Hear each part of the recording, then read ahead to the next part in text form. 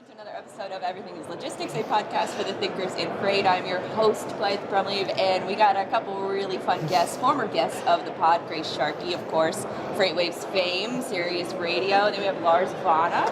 No, Lars Vana, I will take it. Jesus. Lars Ward of Freightvana. I was going to roll with it. I really was. Still might. It's like not even, it's not, he didn't found it. He just took his last name. So this interview Our is off founders to are a going to be great so start. mad at me. You're who? Yeah, What? exactly. So I guess for folks who may not be aware of you two have been living under a rock in logistics media, give us a rundown of your role, how you started working in freight, elevator pitch. Started in brokerage, left that to help consult, and now writing for Freightwaves, mostly technology focused. And then on top of that, I also have a couple podcasts, Great Quarter Gals, a Point of Sale. And sometimes I have to remember this is the list, Hardest right? working woman in freight. Yeah. There's just too much going on. And then on top of that, around at 3:30, I take a quick 20-minute nap and do 5 to 7 a drive time on Sirius XM every day of the week, Monday through Friday. So, yeah. You have a a lot. planned power nap? I don't I'm plan taking power notes. nap. Yeah. Exactly. All It's right, two Lars shifts. Vana. Lars Vana, this might stick, as terrible and as wonderful as that is. So I got my start primarily on the asset side of trucking at Night Transportation. Started off in account management, quickly grew into a sales role where I was selling the entire portfolio of services. When Knight acquired Swift, I left for about a year, then came back and jumped in as the director of business development for the brokerage. Did that for a little while, and then a little bit better than a year and a half ago, myself and 20 some odd founding team members left KNX to start Freightvana. We are one of the fastest growing 3PLs in the country today. We're close to 100 employees, and we're doing things a little bit special. At Freightvana, I have specific responsibility for all of our sales and customer facing marketing. And That's so awesome. I think with especially all three of us, but you two in particular, you use social media extremely to your advantage to get the content out there about the content that you're making or about the Absolutely. services and products that you're creating. What would you do if you didn't have social media? How would you get the word out about your content and your business Wow. services? You know what? I don't even think I'd Grace, have you a take job. the first stab at that. Well, Yeah. it's funny because it's like I feel like I also used it to as a way almost to build a network to even get to this point in my career. But I mean, without it, I mean, I've been in the brokerage business. If we're gonna have to pick up the phones and cold call, then we're gonna go ahead and do it. But I think to experience the growth that we both had in our careers, it's been a big part of that strategy. And I think. I can't even imagine a world without it, or even like a world where like Twitter and all that, like social media maybe straightened out by its owners a little bit more. But it's there. It's free advertising. It's at some point, as you know, people can even make really great livings off of it. So I think I can't even imagine that world, to be honest with you. I can't imagine it either. So Yeah. it's so interesting. I mean, I've never even thought in that framework. Like, what Yeah. would you do without social media? And you'd go back to the things that you know are tried and tested, Yeah. maybe a little boring, a little unsexy, right? It's the heavy cold calling, it's the email campaigns, conference marketing, print advertising, those kinds of things. But I think the special layer that's on top of all of it is social media. Yeah. And I think we're all advantaged. You called it out. Grace and I have leveraged that now for years. And we've done something really special with that. But we're also sort of like social natives. I mean, we were the folks growing up who were using AIM and Yeah. MySpace, and we've kind of grown alongside of it. And now I think social media has really broken into the B2B relationship building, right? This isn't just sort of your Twitter or your Facebook relationships, but now I can go on to LinkedIn and advertise the business, advertise myself, and create communities, create connections that are actually meaningful. I'd have no chance to do that with cold email, just no chance. Well, And so, yeah, there's no way to think about how do Yeah. you separate these things. and the efficiency of it, like to think about like if I was in like a world where I'm like sending out mailing campaigns, like even LinkedIn, like, lightly shows you analytics of who's clicking, what level of employee they are, areas, regions, right? There's so many analytics behind it that like, kind of how to work. Even LinkedIn, like, how to work the system to, like, come up a little bit more in the algorithms. So it's like, I would be miserable doing it without social media because you would just be hitting and missing so bad. So Blythe, we talked about this last year at Manifest, but I framed LinkedIn like this. It started off as this online repository of resumes. And you would go on there and you would just say, here's what I've done.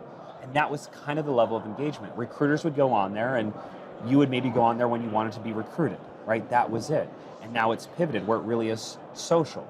And that's not what LinkedIn looked like 5 years ago. Not really. No. And certainly not what it looks like today. I think the pandemic accelerated that. But now you have this platform that still has this foundation of we're here to do business and we're here to network, but you've got the social layer distinctly on top of it. And so I think when you interact with LinkedIn today, you've got to appreciate you've got name, title, role. I can go on there and prospect in a way that I can't prospect with cold email campaigns or cold phone campaigns. It's just, I don't know, there's no way to kind of frame it like comparatively to these other sort of marketing techniques. You've got to do everything else, but the social element is totally unique.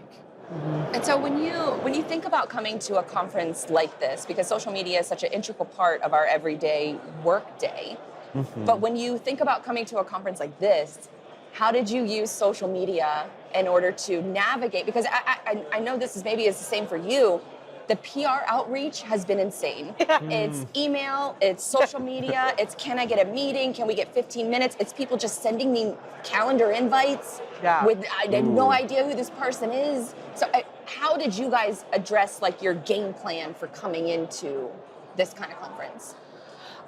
Well, I will say, thankfully for myself, I do have an amazing media team at Freightwaves that actually helped me with this exact problem and targeting exactly who would be best from our even group of partners to come on different shows and podcasts, etc.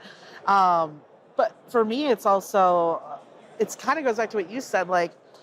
Even if I get a request, like I'm going to go to your LinkedIn and see what your following is like and how you're engaging with it. The people I had on the show are people that I know have incredible followings who are just going to help my own following as well. And it's funny even being here too, like cards are being passed, right? But Totally. I think I've said more than anything, and other people have said it back to me, is perfect. Just add me on LinkedIn. Yes. Let's follow up shoot me a message right now on LinkedIn. That's how I'm going to. I've heard that more at this conference than I've heard it before though. Ever. Which is really interesting because I think there's been passive consumers of LinkedIn. Maybe it's these New Year's goals that haven't like worn off quite yet, but folks like want to double down on it as a platform. Yeah. Because I think there's still so much value and there's not enough folks who are really extracting that value. Yeah. But Grace, you mentioned the analytics. Okay, I can't get those analytics anywhere else. No. I mean, click-through and open rate is nowhere near the views and impressions, industry, location, title that I get from LinkedIn, right? And I get that at a very, very low cost. Yeah. I mean, it's just... Time. The time saving. It's just time investments. Yeah. And you asked, what is LinkedIn doing to help prepare for a conference? It is the pre-call, the pre-conference homework that I think before we were maybe using Google, quarterly financials, news alerts, things like that, where now I'm getting a much more, I think, real and authentic impression of who someone might be. And I even think, I mean, it's small little things, right? Like, where did you go to school? What are some of the things that you're posting about? Who are you following? I might find, connections that I have in common to make that warm intro, to make that introduction, or even just, frankly, to name drop. Here's who we know in common. Here's why we might be a good fit to work together. And that's the piece that I love. Yeah. And it's not just before you show up at a conference. I've been on my phone thinking about who I'm going to go connect with on LinkedIn. I've been sitting in on panels, connecting with folks during the panel, telling them what I loved about it, telling them why I want to connect. This is kind of meta, but I'm thinking like, hey, we're going to take a picture and we're probably going to throw it up on LinkedIn and share with with the audience and the community that we've built. Like, hey, this is the kind of stuff that we're up to. This is the stuff that we're doing, right? And so it's funny because we already know that that's going to get traction, that's going to get engagement, and it might not be with a specific, it's going to lead to X, but we know it's going to lead to something, and that's why we invest in it. Yeah. For sure, because it's not just a straight line from like person you meet to person you're going to do business with. It's a lot of different And if you're things. expecting it to be that, you're not going to be successful. Yes. And you're probably just going to flame out on the engagement, the participation. You're not thinking about how to leverage the tool the right way. It's a little bit of a fuzzy ROI. You've got to get comfortable with that ambiguity, Yeah. right?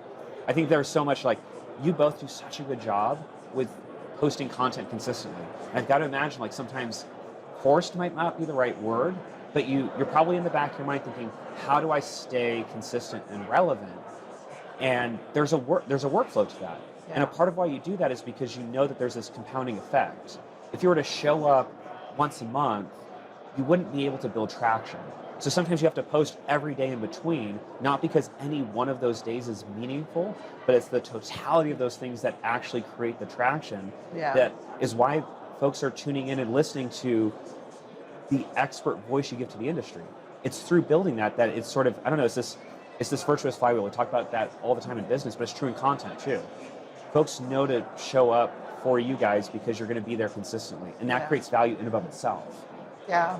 And so when you're thinking about like an event like this, for example, is close to 4,000 registrations, I believe. It's 3,000 more people than was at last year's event. I think it's one of the biggest logistics events, which is insane to me. So how did you, did you get a little bit more strategic about who you're going to be meeting with this time instead of just saying, because in the past I've said yes to everybody. I will meet anybody. This time was the first time I was like, I need to take a step back and I need to really evaluate where I'm spending my time and energy, and also building in breaks. Like, what does your conference game plan look like? For me this year in particular, honestly, probably it's close to the same for you, is I've actually tried to focus a little bit more on trying to meet the people that I have a really hard time trying to reach directly. This conference is really cool because there's a lot of C-levels. There's a lot of people that will tell the people that I would like to talk to talk to me. Yes, yeah. And so, like for instance, like we just ran into Coca-Cola, right? And Rob Haddock there, who I now met. Like I have been working so hard to kind of get through their PR wall, and he came up to me. He was a fan of the show, so it's like I was like, yes, like this is exactly this is a win for me today, because this is a really great connection with a global supply chain that could create some really great content. Plus, I'm Coke over Pepsi, so it's that's what I really love. Is like coming here, you see all of these companies on this wall right here, and say, okay, who do like we really want, like you and I, for content, and who just like it maybe is difficult to reach directly. And let me talk to them here and let them know, hey, this is what we're doing, and here's the work that I provided. Two things. So, Grace is serious on Coke over Pepsi.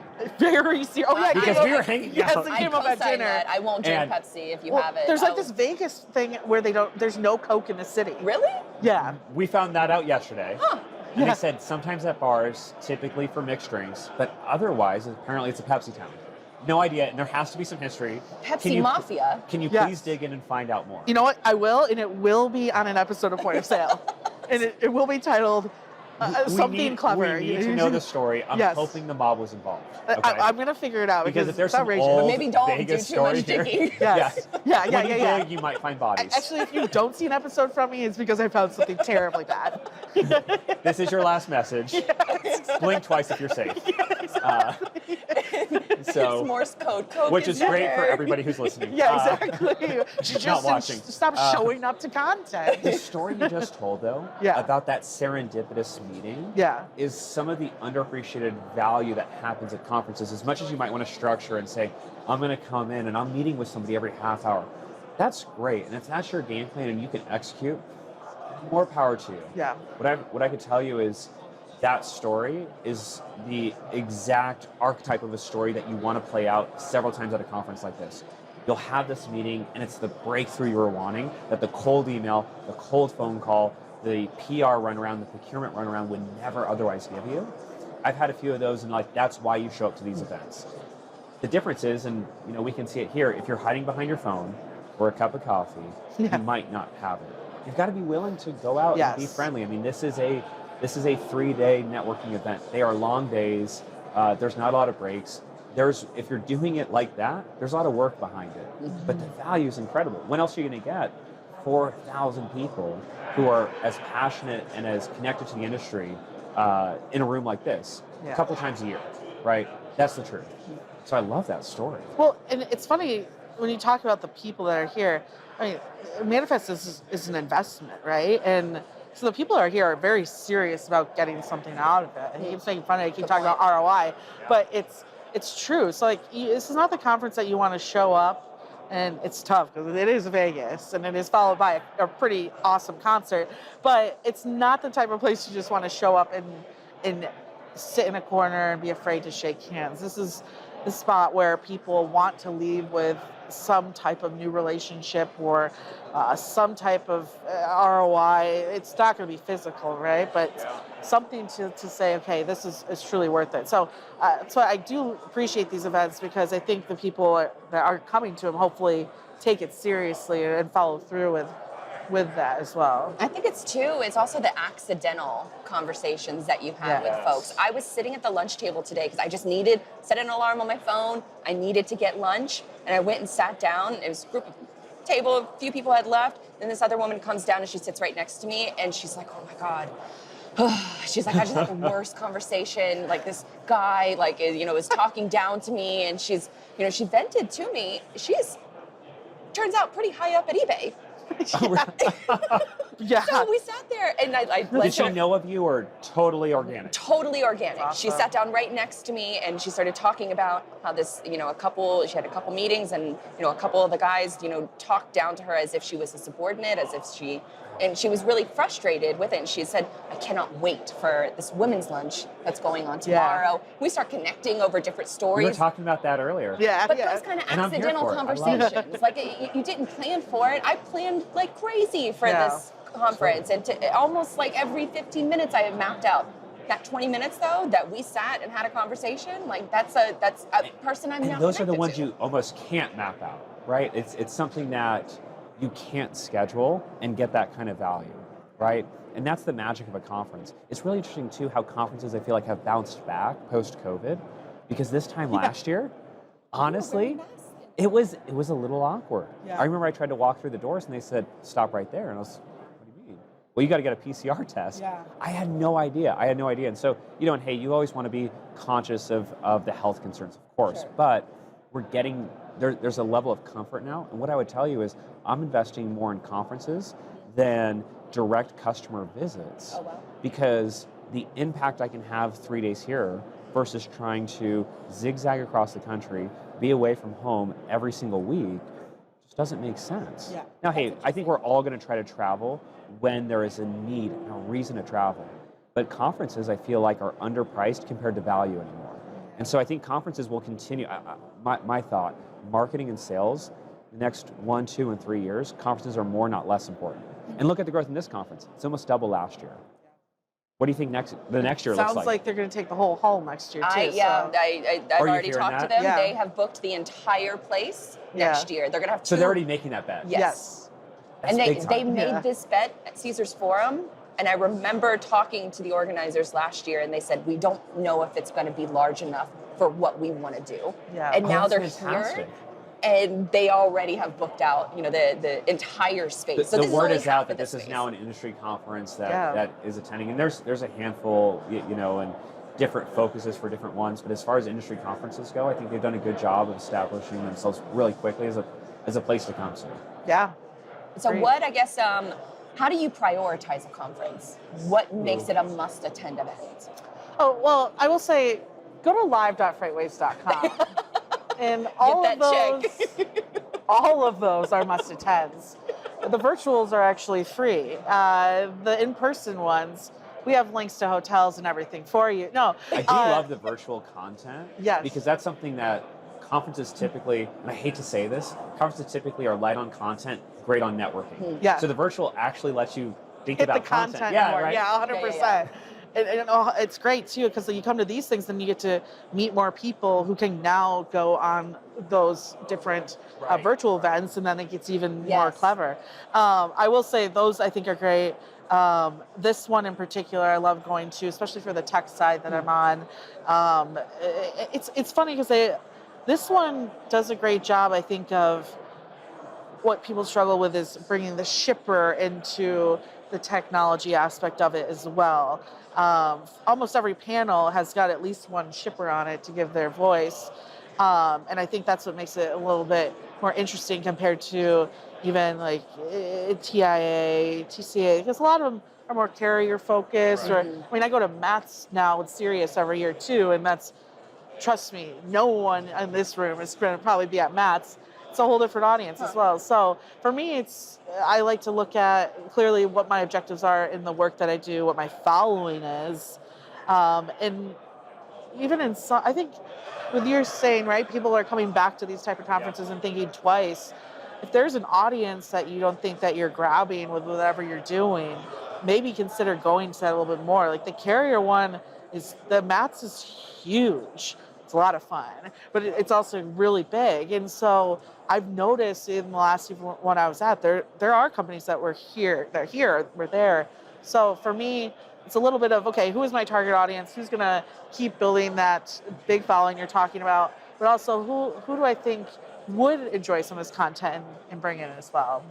What about you, Lars? How are you making a determination of what conferences to visit?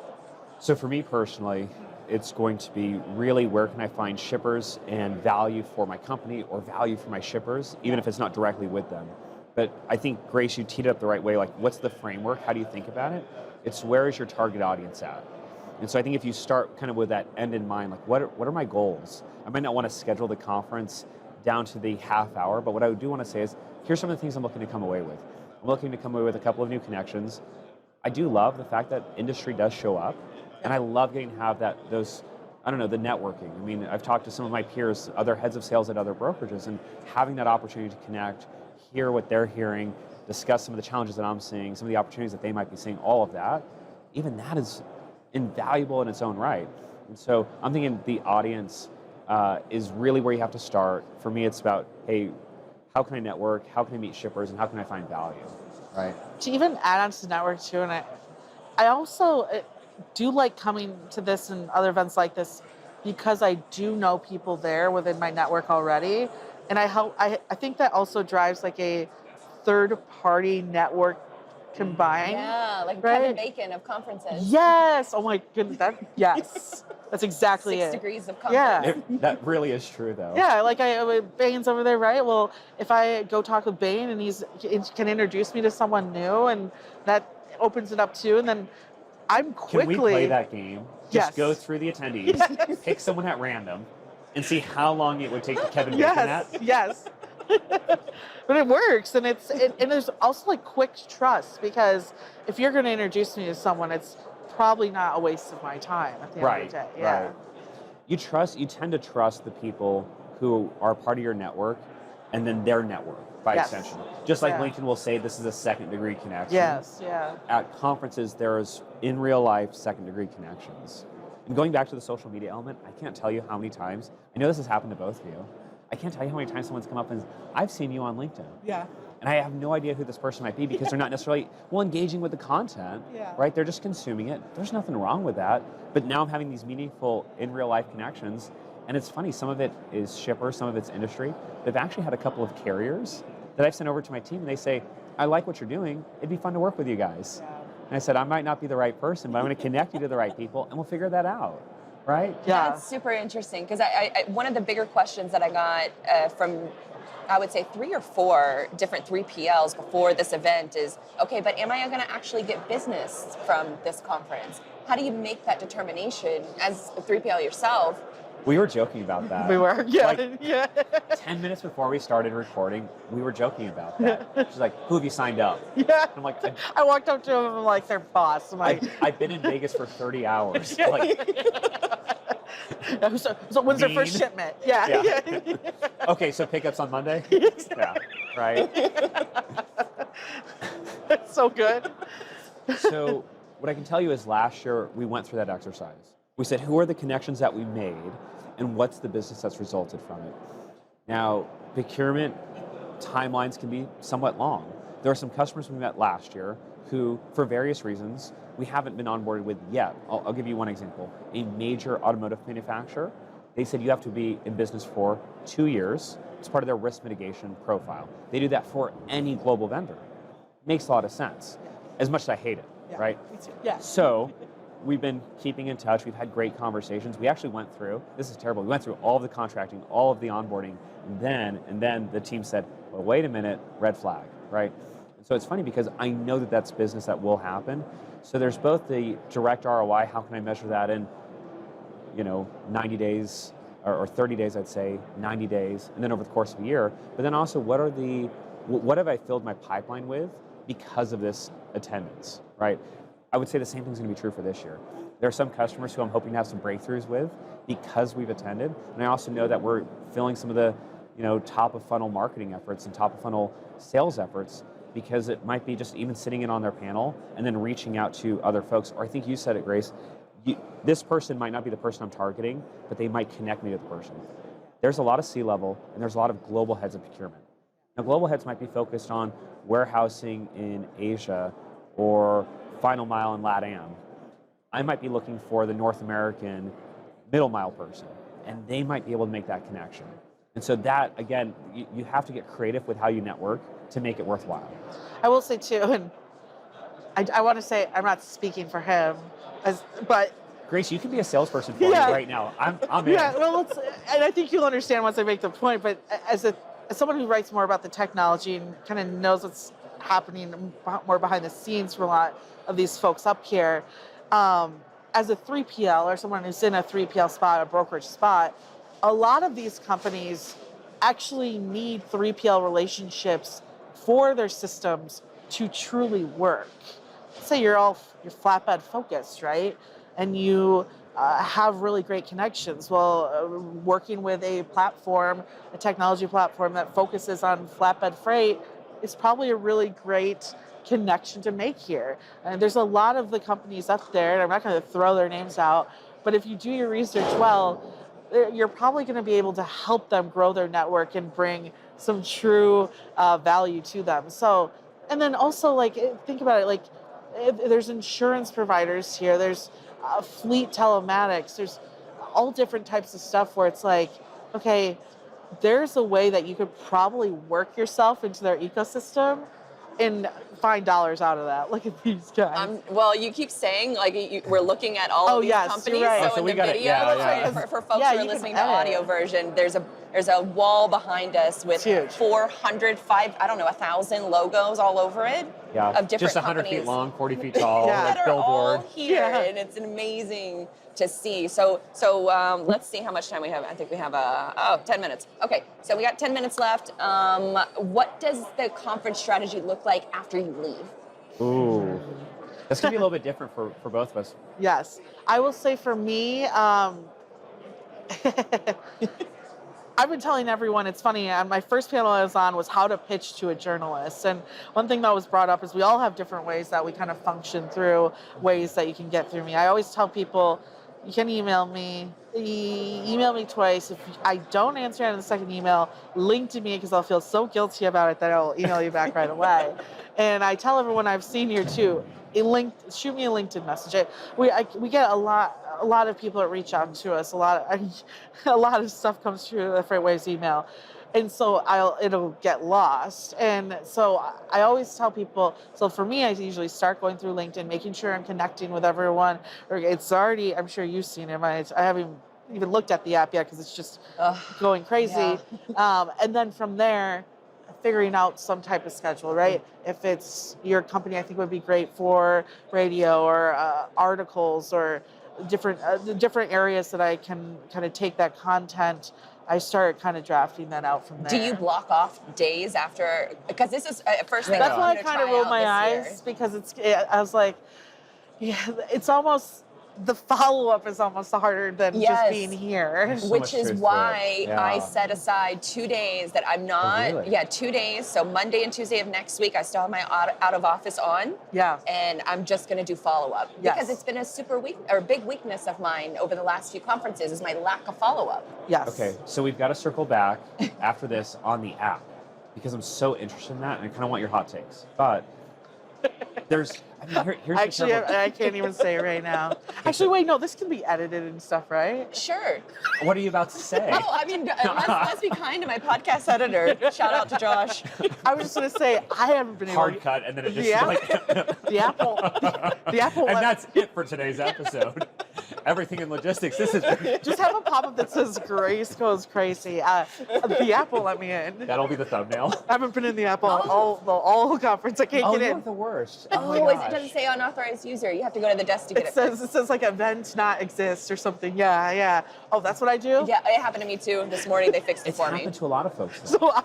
But I will say the cool thing about the app is it's sending you an email every time someone does Yes. it. Yes. So I do have a path, but people, I'm And like, I love this technology for folks who are Oh, just it's like we're listening. saying- It's just a badge that's on your badge, and you literally press a button, and you can share your contact information with somebody Yes. else What's instantly. funny, we're doing that and still trading cards left and right, which I the don't know. waste of this some, industry. Like some habits won't die. yeah. Like It- just If like you could just like honestly like.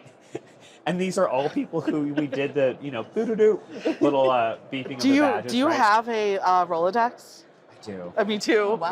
Yeah. Yeah, I I've love also- Really? I've So also many got a cards. shoebox. I can't throw I've them never away. thrown them away. No, Never. never. You never know. And you know what's interesting? Yeah. I've gone. So, do. okay, I hold when saw- on. was the last I've time you got- actually looked at your business cards? Okay, and went back? different topic. Yeah. Anyway, so You never I've gone know, to the internet shippers. might die. So I have this shipper, and she's got this like huge binder. It's savage. Like goes through it, threw my old one out, and put a new one in. Like, and I just remember like watching it. I'm like, oh my gosh, I It's like feel. baseball cards almost, where you have to collect them. Well, you've got to keep Or my rookie Pokemon. card. You know, I mean, you can't just throw that away. Yeah. You've evolved. No, 100%. So what do you do? Nobody So gets conference my strategy. Pokemon What do you do jokes. when you get back home? I want to steal the I'm still out when I'm back in. Yeah, I'm because- stealing that so too. pragmatically, here's the truth. Our inboxes are out of control, and so is everyone else's here. And so we've just taken all this time away. Work hasn't stopped. Right. Life hasn't stopped. You're going to get home and, you know, you've got to attend to some things, do some laundry. You've got to relax a little bit. The work is piled up. But what I would say is, I think there's a long game to it. So, hey, just very tactical, what's the playbook? Scrape the email list if you can. Sometimes those are gated by sponsorship or whatever it might be. But there are contacts that you've met with that you need to follow up with and be strategic about. There are some that you wanted to meet with, you didn't. But this common shared connection of, hey, how was the conference for you, right? Did you go to Nelly? Whatever it might be, you've got to have something. And what I'd say is it also should be whatever your product is, become this sort of like, you know, funnel for activity, right? And so I want to throw all those shippers in. I want to have some targeted activities. And it's okay if that's not the first day back. It's probably better because like everybody else, like, True. Very know, true. That's a good I need point, to go do yeah. some laundry. Like, what are you talking about? Yeah. I Their need to- inboxes are loaded too. Right, Wow, yeah. you're right. And then it's gonna be like a day or two And till they're they, playing and then catch it's up. even more loaded. So it's almost funny. It's like there's Wow. something strategic about if you really want to, like there's so much science behind the timing of follow-up. If you really want to win, it's not on Monday after this conference. That's true. I'm gonna have it's to schedule probably my emails Thursday. then. Yeah. I won't 'Cause send you them can do on Oh, that and I now. even think about Yeah, what just time schedule of the them. day that I'm sending, what means, and what's the sequence. yeah. How long before the second email? How long before the LinkedIn connection? Do you phone call? When do you phone call? All of those pieces. So you've got to have a strategy, but I think if it's just like the, you know, sort of, it's kind I think about like that standard old brokerage, like just like the post and pray, like, well, that Yes. isn't it, right? Be Yeah. strategic and be thoughtful. Yeah, I brought that up in that pitching to journalists too. It's, you know, how to build that relationship, and it's I don't know. You probably know this, but it's like PR has gotten really bad at. I don't know what systems they're using or what they're doing. It's like automated emails where it's like, yeah, I can tell that this is. Kitcaster. This is for you. Oh, you know the name. Even on stage, I was like, Kitcaster I don't know what podcast tech. outreach. I have a bone to pick with y'all. Wait, so as a non-podcaster, Yeah. give me like the, what's It's the just scoop? well, and it's funny because I don't even know what these companies are names, but it's like you know that email that's like, hey, Blake. It just sounds so automated. Like I work no. with Well, so you know what it is. and this and this and this. It's the podcast software. So in your podcast RSS feed is your contact email. So there are data scrapers that exist that they can scrape Data the contact scraping. email What a and topic. the podcast name and then send you automatic emails. And I think that's what I don't know. No, it's but there. I'm pretty sure because the PR outreach that I get is 9 times out of 10 unrelated to the show, and I can Yes. tell instantly that they've never listened to the show. And that's what I think that's the advice is like, talk about, like, say what you liked when we met or what we talked about, because that's going to probably have me answer a lot The quicker. reason they do that is because it's easy. It's not good. Right. And then they're So going to say, well, bad. but it's a numbers game, and even if I get 0.0001% to respond to me, if I send out 100,000 emails, that gives me something to work through. And what I'd say is, for most of us, we're not going to be successful with that kind of response rate. And hey, I like mass email campaigns. I think there's a place for them. I think you should be as targeted and as qualified on the front end as you absolutely can be. And I think you have to have fantastic copy. Like I want to tell you exactly what I do. I want to do it succinctly. I want to make you laugh. Like we're doing an email. Blythe, we have to talk about this another time. I know, I feel like that's a whole on the email. podcast So the last email campaign I had, 5 email drip. The 5th email was our call to action at a 5.2% response rate. And this is statistically, sort of like meaningful, over 500 distinct contacts. That is, I don't know if I can cuss, but it is fucking great, right? And so, but here's the thing, because most folks will tell me, it's like, yeah, you're going to see between 0.5 and 1.25% response rate on any call to action, excluding your unsubs that you've had throughout, right? When they're just scraping, if you just do the same thing for conferences, I mean, honestly, it's a wasted effort. You're going through the motions, but you're not getting any traction. It's easier for you. It's not easier for the person that's on the If someone was to reach out to you, and it sounds like they do, and they're just coming with absolute vanilla, no value, no distinct reason for you to respond, guess what you don't do? Yeah.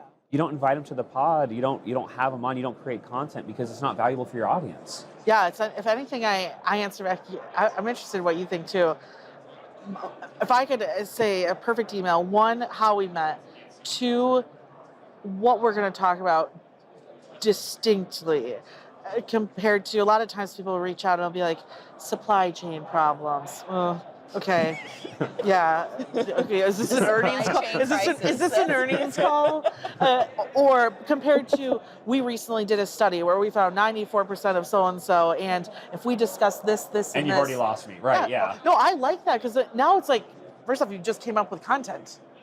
Oh, that- so you're saying when they're clear and they... Yes. Because there's a part of me when it's like, it's too anonymized. They just want to be on the show, but they don't know what to talk about. And that's always funny to me. It's like, a lot of times too, they'll say like, what do you want to speak? I don't know what the hell is going on. Well, Like, what are you doing? I think for both of you, you're creating so much content that between booking guests and the research, if someone can come and tell you exactly what's interesting, Exactly. Yes. like that is a game changer. Exactly. And that's, I think, for a lot of podcasters is that or for a lot of folks who want to be on podcasts, they don't understand that we're doing this dozens of times every day. Yeah. Right. Help us help you. Yes. We want to set you up for success. Yes. So shoot us topic ideas, and then when the interview comes, we'll send over a rough outline, a rough conversation. Yes. With all that, It's got to make for a better conversation, right? Right. Yeah. Like it's a little bit more engaging. It's a little bit more fun. Oh, yeah. All right, we got to wrap because we got the next podcast interview Awesome. set up. So Nice. where can folks follow more of your work, all that, all your socials, all that good stuff? Well, since we're just on the LinkedIn train, go to my LinkedIn, and I've got my Linktree link in my LinkedIn. Click on that. It'll get you to my SiriusXM page, so you can listen on demand episodes, my email, my Twitter, my Instagram, all the things. All of it is right there. Took that from Blythe. So shout out. Yeah, go to LinkedIn. You'll see that link right at the top, and it'll get you to everything. We've talked about it. LinkedIn. That's where to find me. Go hang out. Go connect. It's not Lars-Vana as much as it should be. Yeah, touche. It's not Lars-Vana. Lars Ward, and yeah, let's hang Just out on a LinkedIn. different trucking company too. Like, that's awesome. All right, Grace, Lars, Vana, thank you for This joining was the a show. blast. Great conversation as always.